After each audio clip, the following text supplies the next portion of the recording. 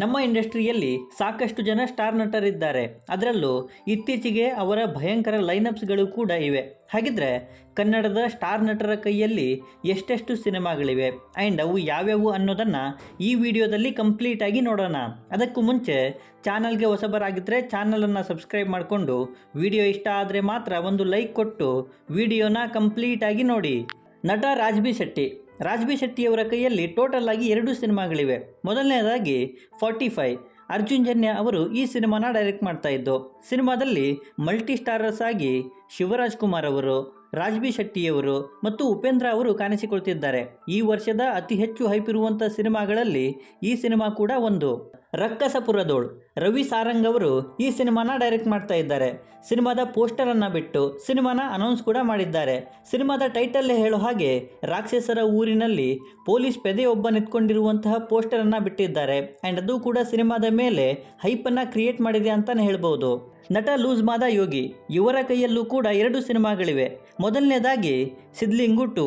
ವಿಜಯ್ ಪ್ರಸಾದ್ ಅವರು ಈ ಸಿನಿಮಾನ ಡೈರೆಕ್ಟ್ ಮಾಡ್ತಾ ಇದ್ದಾರೆ. ಈವನ್ ಈ ಸಿನಿಮಾ ಇದೇ ಫೆಬ್ರವರಿ 14ಕ್ಕೆ ರಿಲೀಸ್ಗೂ ಕೂಡ ರೆಡಿಯಾಗಿದೆ. ರೋಜಿ ಶೂನ್ಯ ಅವರು ಈ ಸಿನಿಮಾನ ಡೈರೆಕ್ಟ್ ಮಾಡ್ತಾ ಇದ್ದಾರೆ. ಸಿನಿಮಾದಲ್ಲಿ ಲೂಸ್ ಮಾದ ಯೋಗೇಶ್ ಮತ್ತು ಶ್ರೀನಗರ್ ಕಿಟ್ಟಿ ಅವರು ಮುಖ್ಯ ಪಾತ್ರದಲ್ಲಿ ಕಾಣಿಸಿಕೊಳ್ತಿದ್ದಾರೆ. ನಟ roaring star Srimurali after Bagheera ಇವರ ಕೈಯಲ್ಲೂ ಕೂಡ 2 ಸಿನಿಮಾಗಳಿವೆ. ಮೊದಲನೇದಾಗಿ ಪರಾಗ್. ಹಾಲೇಶ್ ಕೋಗುಂಡಿಯವರು ಈ ಸಿನಿಮಾನ ಡೈರೆಕ್ಟ್ ಮಾಡ್ತಾ ಇದ್ದು. ಇವರ ಶಾರ್ಟ್ ಫಿಲ್ಮ್ಸನ್ನು ನೋಡಿ ಶ್ರೀಮುರಳಿಯವರು ಇವರಿಗೆ ಒಂದು ಚಾನ್ಸನ್ನು ಕೊಟ್ಟರಂತೆ. ಅದರಲ್ಲೂ ಇದೊಂದು ಮಾಸ್ ಆ್ಯಕ್ಷನ್ ಸಿನಿಮಾ ಆಗಿದ್ದು ವಿಭಿನ್ನ ಪಾತ್ರದಲ್ಲಿ ಶ್ರೀಮುರಳಿಯವರು ಕಾಣಿಸಿಕೊಳ್ತಾ ಇದ್ದಾರಂತೆ. ಪರಾಗ್ ಸಿನಿಮಾದ ನಂತರ ಪೀಪಲ್ ಮೀಡಿಯಾ ಫ್ಯಾಕ್ಟರಿಯವರ ಜೊತೆ ಸೇರಿ ಶ್ರೀಮುರಳಿಯವರ ಇನ್ನೊಂದು ಸಿನಿಮಾ ಅನೌನ್ಸ್ ಆಗಿದೆ. ಸಿನಿಮಾದ ನಿರ್ದೇಶಕರು ಮತ್ತು ಟೀಮ್ ಬಗ್ಗೆ ಯಾವುದೇ ಅಪ್ಡೇಟ್ಸ್ ಇಲ್ಲ. ಆದಷ್ಟು ಬೇಗ ಅಪ್ಡೇಟ್ಸ್ ಬರಲಿ ಅಂತ ಕೇಳ್ಕೋತೀನಿ. ನಟ ಗೋಲ್ಡನ್ ಸ್ಟಾರ್ ಗಣೇಶ್ ಕೃಷ್ಣಂ ಪ್ರಣಯ ಸಖಿ ಸಿನಿಮಾದ ಸಕ್ಸಸ್ ನಂತರ ಇವರ ಕೈಯಲ್ಲೂ ಕೂಡ ಸಾಕಷ್ಟು ಸಿನಿಮಾಗಳಿವೆ. ಮೊದಲನೇದಾಗಿ ಯು ಆರ್ ಸಿನ್ಸಿಯರ್ಲಿ ರಾಮ್. ವಿಖ್ಯಾತವರು ಈ ಸಿನಿಮಾನ ಡೈರೆಕ್ಟ್ ಮಾಡ್ತಾ ಇದ್ದು. ಸಿನಿಮಾದಲ್ಲಿ ರಮೇಶ್ ಅರವಿಂದ್ ಮತ್ತು ಗೋಲ್ಡನ್ ಸ್ಟಾರ್ ಗಣೇಶ್ ಅವರು ಮುಖ್ಯ ಪಾತ್ರದಲ್ಲಿ ಕಾಣಿಸಿಕೊಳ್ತಿದ್ದಾರೆ. ಎಲ್ಲ ಅಂದ್ಕೊಂಡಾಗೆ ಆದರೆ ಈ ಸಿನಿಮಾ ಕೂಡ ಇದೇ ವರ್ಷ ರಿಲೀಸ್ ಆಗುತ್ತೆ. ಈ ಸಿನಿಮಾದ ನಂತರ ಪೀನಾಕ ಅನ್ನೋ ಥ್ರಿಲ್ಲರ್ ಸಿನಿಮಾ ಒಂದು ಕೂಡ ಇದೆ. ಧನಂಜಯ್ ಅವರು ಈ ಸಿನಿಮಾನ ಡೈರೆಕ್ಟ್ ಮಾಡ್ತಾ ಇದ್ದಾರೆ. ಮುಂಚೆಯಿಂದನೂ ಗೋಲ್ಡನ್ ಸ್ಟಾರ್ ಗಣೇಶ್ ಅವರಿಗೆ ಥ್ರಿಲ್ಲರ್ ಸಿನಿಮಾ ಒಂದು ಮಾಡಬೇಕಂತ ಆಸೆ ಇತ್ತಂತೆ. ಆ್ಯಂಡ್ ಆ ಆಸೆ ಈ ಸಿನಿಮಾದ ಮೂಲಕ ಈಡೇರುತ್ತೆ ಅನ್ಕೋಬಹುದು. The story of Rayagada. Simple Suni ಮತ್ತು ಗೋಲ್ಡನ್ ಸ್ಟಾರ್ ಗಣೇಶ್ ಅವರ ಕಾಂಬಿನೇಷನ್ನಲ್ಲಿ ಈ ಸಿನಿಮಾ ಅನೌನ್ಸ್ ಆಗಿ ವರ್ಷಗಳೇ ಕಳೆದು ಹೋಯಿತು. ಆದಷ್ಟು ಬೇಗ ಈ ಸಿನಿಮಾದ ಅಪ್ಡೇಟ್ಸ್ ಬರಲಿ ಅಂತ ನಾನು ಕೇಳ್ಕೊತೀನಿ. ನಟ ರಾಕಿಂಗ್ ಸ್ಟಾರ್ ಯಶ್ ಇವರ ಅಪ್ಕಮಿಂಗ್ ಸಿನಿಮಾ ಅಂದರೆ ಅದು ಟಾಕ್ಸಿಕ್. ಅದರಲ್ಲೂ 2025ರಲ್ಲಿ ಪ್ಯಾನ್ ಇಂಡಿಯಾ ಮಟ್ಟದಲ್ಲಿ 2,000 ಕೋಟಿ ಕಲೆಕ್ಷನ್ ಮಾಡುವಂತಹ ಏಕೈಕ ಸಿನಿಮಾ ಅಂದರೆ ಅದು ಟಾಕ್ಸಿಕ್ ಅಂತ ಎಲ್ಲರೂ ಕೂಡ ಹೇಳ್ತಾರೆ ಅನ್ಕೋತೀನಿ. ಗೀತು ಮೋಹನ್ ದಾಸ್ ಅವರು ಈ ಸಿನಿಮಾನ ಡೈರೆಕ್ಟ್ ಮಾಡ್ತಾ ಇದ್ದಾರೆ.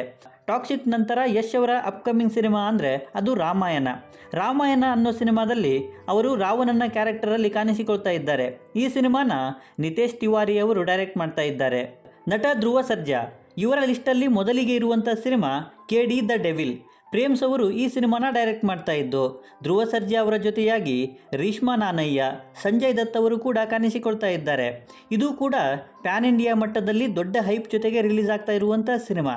KD ಸಿನಿಮಾದ ನಂತರ ಇವರ ಕೈಯಲ್ಲಿ ಇರುವಂತಹ ಇನ್ನೊಂದು ಸಿನಿಮಾ ಅಂದರೆ ಅದು ರೈನೋ. ಶಿವಾರ್ಜುನ ಅವರು ಈ ಸಿನಿಮಾನ ಡೈರೆಕ್ಟ್ ಮಾಡ್ತಾ ಇದ್ದಾರಂತೆ. ಮಾರ್ಟಿನ್ ಸಿನಿಮಾದ ಎಂಡಲ್ಲಿ ರೈನೋ ಅನ್ನೋ ಕ್ಯಾರೆಕ್ಟರ್ನ ಇಂಟ್ರಡ್ಯೂಸ್ ಮಾಡಿದ್ರು. ಮೇ ಬಿ ಆ ಕ್ಯಾರೆಕ್ಟರ್ ಬೇಸ್ಡ್ ಈ ಸಿನಿಮಾ ಕೂಡ ಆಗಿರುತ್ತೆ. ನಟ ರಿಷಬ್ ಶೆಟ್ಟಿ ಇವರ ಲಿಸ್ಟಲ್ಲಿ ಮೊದಲಿಗೆ ಇರುವಂಥ ಸಿನಿಮಾ ಅಂದರೆ ಅದು ಕಾಂತಾರ ಚಾಪ್ಟರ್ 1. ಆಲ್ರೆಡಿ ಬಂದಿರುವಂತಹ ಕಾಂತಾರ ಸಿನಿಮಾದ ಪ್ರೀಕ್ವೆಲ್ ಈ ಸಿನಿಮಾ. ಸೊ ಜಾಸ್ತಿ ಎಕ್ಸ್ಪೆಕ್ಟೇಷನ್ಸ್ ಜೊತೆಗೆ ಪ್ಯಾನ್ ಇಂಡಿಯಾ ಮಟ್ಟದಲ್ಲಿ ಈ ಸಿನಿಮಾ ರಿಲೀಸ್ ಆಗ್ತಿದೆ. ಸೊ ಆರಾಮಾಗಿ ಬಾಕ್ಸ್ ಆಫೀಸಲ್ಲಿ 1000 ಕೋಟಿನ ದಾಟುತ್ತೆ ಅಂತಲೇ ಹೇಳ್ಬೋದು. ಈ ಸಿನಿಮಾದ ನಂತರ ಪ್ರಶಾಂತ್ ವರ್ಮಾ ಸಿನಿಮ್ಯಾಟಿಕ್ ಯೂನಿವರ್ಸ್ನ ಭಾಗ ಆಗಿರುವ ಜೈ ಹನುಮಾನ್ ಸಿನಿಮಾದಲ್ಲಿ ರಿಷಬ್ ಶೆಟ್ಟಿಯವರು ಮುಖ್ಯ ಪಾತ್ರದಲ್ಲಿ ಕಾಣಿಸಿಕೊಳ್ತಾ ಇದ್ದಾರೆ. ಅದರಲ್ಲೂ ಹನುಮಾನನಾಗಿ. ಸೊ ಅತಿ ಹೆಚ್ಚು ಎಕ್ಸ್ಪೆಕ್ಟೇಷನ್ ಜೊತೆಗೆ ಪ್ಯಾನ್ ಇಂಡಿಯಾ ಮಟ್ಟದಲ್ಲಿ 2025ರಲ್ಲೇ ರಿಲೀಸ್ ಆಗುತ್ತೆ ಅಂತ ಹೇಳ್ಬೋದು. ಛತ್ರಪತಿ ಶಿವಾಜಿ ಮಹಾರಾಜ್ ರಿಷಬ್ ಶೆಟ್ಟಿಯವರ ಇನ್ನೊಂದು ಅಪ್ಕಮಿಂಗ್ ಸಿನಿಮಾ. ಬಾಲಿವುಡ್ನ ಪ್ರೊಡ್ಯೂಸರ್ ಕಮ್ ಡೈರೆಕ್ಟರ್ ಆಗಿರುವಂತಹ ಸಂದೀಪ್ ಸಿಂಗ್ ಅವರು ಈ ಸಿನಿಮಾನ ಡೈರೆಕ್ಟ್ ಮಾಡ್ತಾ ಇದ್ದಾರೆ. ಆ್ಯಂಡ್ ಈ ಸಿನಿಮಾದ ಮೇಲೂ ಕೂಡ ಎಕ್ಸ್ಪೆಕ್ಟೇಷನ್ ಜಾಸ್ತಿನೇ ಇದ್ದಾವೆ. ಸೊ ಅವರೇ ಹೇಳಿರೋ ಹಾಗೆ ಈ ಸಿನಿಮಾ 2027ಕ್ಕೆ ರಿಲೀಸ್ ಆಗುತ್ತೆ. ನಟ ಕಿಚ್ಚ ಸುದೀಪ್ ಸದ್ಯಕ್ಕೆ ಮ್ಯಾಕ್ಸ್ನ ಸಕ್ಸಸ್ನಲ್ಲಿರುವಂತಹ ಕಿಚ್ಚ ಸುದೀಪ್ ಅವರ ಅಪ್ಕಮಿಂಗ್ ಸಿನಿಮಾ ಅಂದರೆ ಅದು ಅನೂಪ್ ಭಂಡಾರಿ ಮತ್ತು ಕಿಚ್ಚ ಸುದೀಪ್ ಕಾಂಬಿನೇಷನ್ನ ಬಿಲ್ಲರಂಗ ಬಾಚ್ಯ. ಅತಿ ಹೆಚ್ಚು ಹೈಪ್ ಇರುವಂತಹ ಈ ಸಿನಿಮಾ ಇದೇ ವರ್ಷಕ್ಕೆ ಅನೌನ್ಸ್ ಆಗಿ ಭಾರಿ ಎಕ್ಸ್ಪೆಕ್ಟೇಷನ್ಸನ್ನು ಹುಟ್ಟಾಕಿದೆ.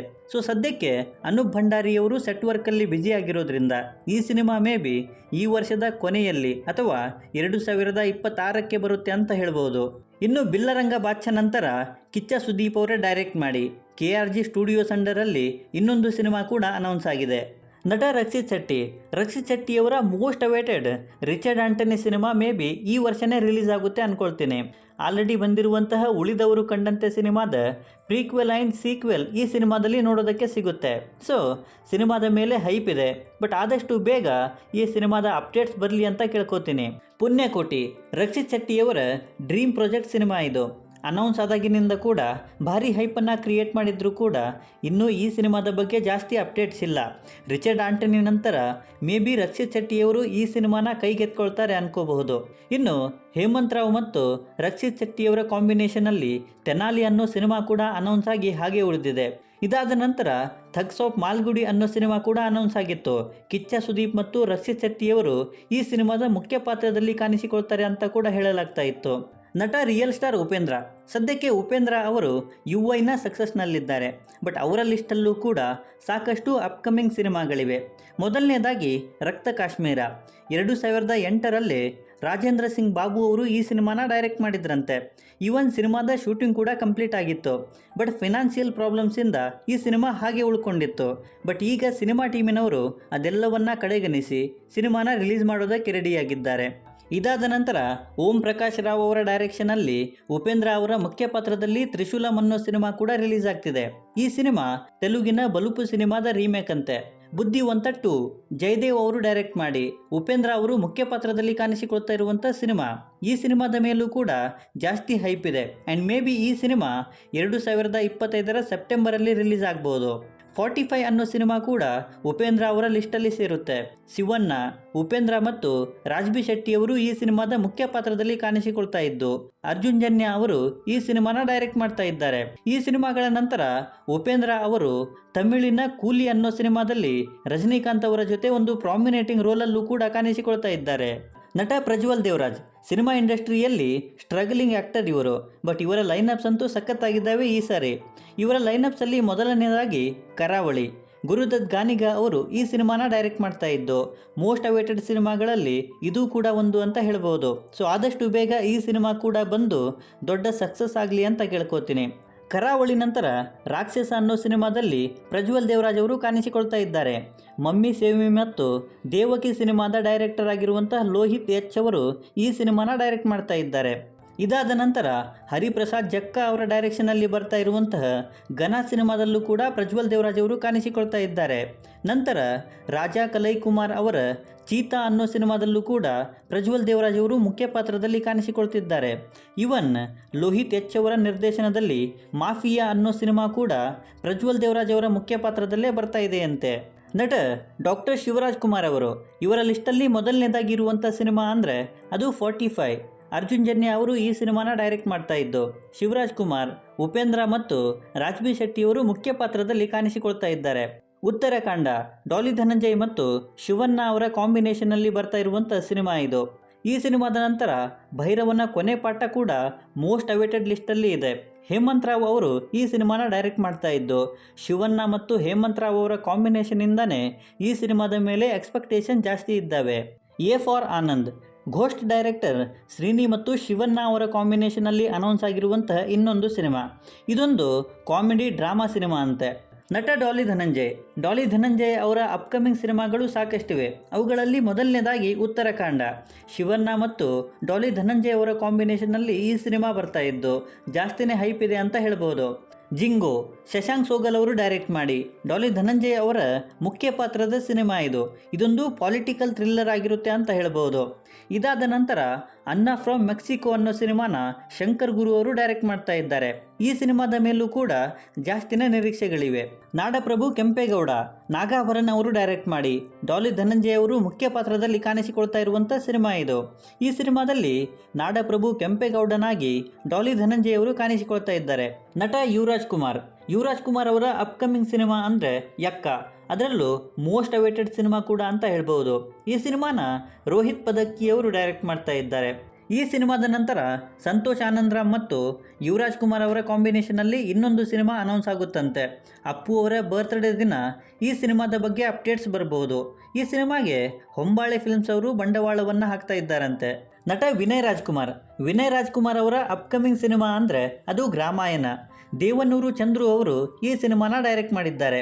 ಸಿನಿಮಾ ಅನೌನ್ಸ್ ಆಗಿ ಸಾಕಷ್ಟು ವರ್ಷ ಕಳೆದರೂ ಕೂಡ ಸಿನಿಮಾದ ಬಗ್ಗೆ ಅಪ್ಡೇಟ್ಸ್ ಇರಲಿಲ್ಲ. ಬಟ್ ಸದ್ಯಕ್ಕೆ ಪ್ರೊಡ್ಯೂಸರ್ ಚೇಂಜ್ ಆಗಿದ್ದಾರಂತೆ. ಹೌದು, ಜಿ ಮನೋಹರನ್ ಮತ್ತು KP ಶ್ರೀಕಾಂತ್ ಅವರು ಪ್ರೊಡ್ಯೂಸರ್ ಆಗಿರೋದ್ರಿಂದ ಸಿನಿಮಾ ಈ ವರ್ಷ ರಿಲೀಸ್ ಆಗುತ್ತೆ ಅಂತಲೇ ಹೇಳ್ಬೋದು. ಸಿಟಿ ಲೈಟ್ಸ್ ವಿಜಯ್ ಕುಮಾರ್ ಅಂದರೆ ದುನಿಯಾ ವಿಜಯ್ ಅವರು ಡೈರೆಕ್ಟ್ ಮಾಡಿ ವಿನಯ್ ರಾಜ್ಕುಮಾರ್ ಮತ್ತು ದುನಿಯಾ ವಿಜಯ್ ಅವರ ಮಗಳು ಮೋನಿಶಾ ಅವರು ಮುಖ್ಯ ಪಾತ್ರದಲ್ಲಿ ಕಾಣಿಸಿಕೊಳ್ತಾ ಇರುವಂತಹ ಸಿನಿಮಾ ಇದು. ಈ ಸಿನಿಮಾದ ಮೇಲೂ ಕೂಡ ಜಾಸ್ತಿನೇ ಎಕ್ಸ್ಪೆಕ್ಟೇಷನ್ಸ್ ಇದ್ದಾವೆ. ನಟ ಚಾಲೆಂಜಿಂಗ್ ಸ್ಟಾರ್ ದರ್ಶನ್ ಅವರ ಅಪ್ಕಮಿಂಗ್ ಸಿನಿಮಾ ಅಂದರೆ ಡೆವಿಲ್. ಮಿಲನಾ ಪ್ರಕಾಶ್ ಅವರು ಈ ಸಿನಿಮಾನ ಡೈರೆಕ್ಟ್ ಮಾಡ್ತಾ ಇದ್ದು ದರ್ಶನ್ ಅವರ ಮೋಸ್ಟ್ ಅವೇಟೆಡ್ ಸಿನಿಮಾ ಅಂತಲೇ ಹೇಳ್ಬೋದು. ಸೊ ಈ ಸಿನಿಮಾ ಕೂಡ ಇದೇ ವರ್ಷ ರಿಲೀಸ್ ಆಗುತ್ತೆ. ಇದಾದ ನಂತರ ದರ್ಶನ್ ಮತ್ತು ಪ್ರೇಮ್ಸ್ ಅವರ ಕಾಂಬಿನೇಷನಲ್ಲೂ ಕೂಡ ಒಂದು ಸಿನಿಮಾ ಅನೌನ್ಸ್ ಆಗಿದೆ. ಸೊ ಈ ಸಿನಿಮಾ ಕೂಡ 2025 ಎಂಡಲ್ಲಿ ಬರುತ್ತೆ ಅಂತ ಹೇಳ್ಬೋದು. ಇದಾದ ನಂತರ ದರ್ಶನ್ ಮತ್ತು ತರುಣ್ ಸುಧೀರ್ ಅವರ ಕಾಂಬಿನೇಷನಲ್ಲೂ ಕೂಡ ಒಂದು ಸಿನಿಮಾ ಅನೌನ್ಸ್ ಆಗಿದೆ. ನಂತರ ದರ್ಶನ್ ಮತ್ತು ದಿನಕರ್ ತೂಗುದೀಪ್ ಅವರ ಕಾಂಬಿನೇಷನಲ್ಲೂ ಕೂಡ ಇನ್ನೊಂದು ಸಿನಿಮಾ ಅನೌನ್ಸ್ ಆಗಿದೆ. ಸೊ ಇವಿಷ್ಟು ನನ್ನ ಲಿಸ್ಟಲ್ಲಿ ಇದ್ದಂತಹ ಕನ್ನಡದ ಸ್ಟಾರ್ ನಟರ ಅಪ್ಕಮಿಂಗ್ ಸಿನಿಮಾಗಳು. ಸೊ ಈ ಸಿನಿಮಾಗಳಲ್ಲಿ ನೀವು ವೇಟ್ ಮಾಡ್ತಾ ಇರುವಂಥ ಸಿನಿಮಾ ಯಾವುದು ಅನ್ನೋದನ್ನು ಕೆಳಗೆ ಬರೆದು ತಿಳಿಸಿ. ಬಾಕಿ ವಿಡಿಯೋದಲ್ಲೇನಾದರೂ ಇಷ್ಟ ಆಗಿದ್ದರೆ ದಯವಿಟ್ಟು ನನ್ನ ಚಾನಲನ್ನು ಸಬ್ಸ್ಕ್ರೈಬ್ ಮಾಡಿಕೊಂಡು ಸಪೋರ್ಟ್ ಮಾಡಿ. ಕೊನೆಯಲ್ಲಿ ಸಿಗ್ತಾ ಇರೋಣ.